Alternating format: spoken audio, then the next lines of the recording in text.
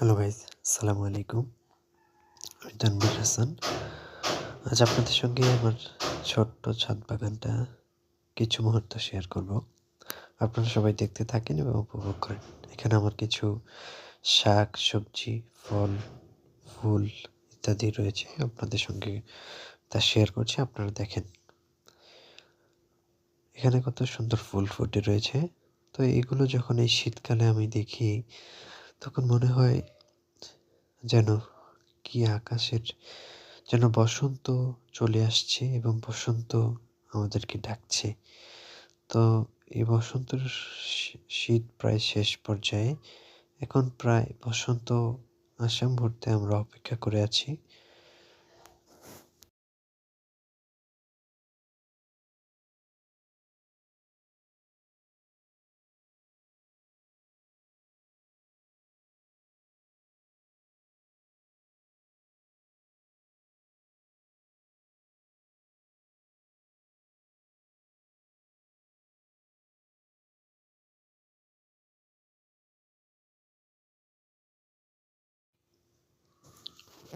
এখানে কত সুন্দর বেগুন গাছ হয়েছে এবং এখানেও কিছু দেশি মরিচ গাছ লাগিয়েছিলাম এবং প্রত্যেকটা বেগুন গাছই আল্লাহর রহমতে বেগুন ধরেছে।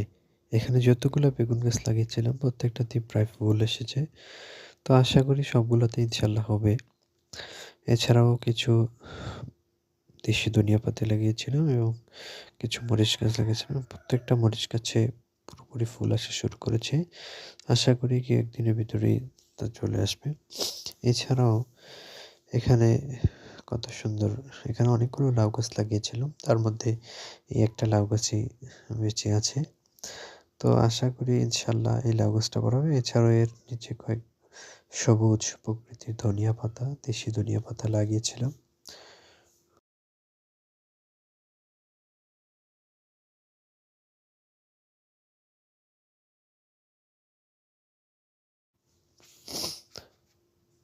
এখানেও আপনারা সবাই খেয়াল করলে দেখতে পাবেন, এখানে অনেকগুলো সবজির বীজ লাগিয়েছিলাম।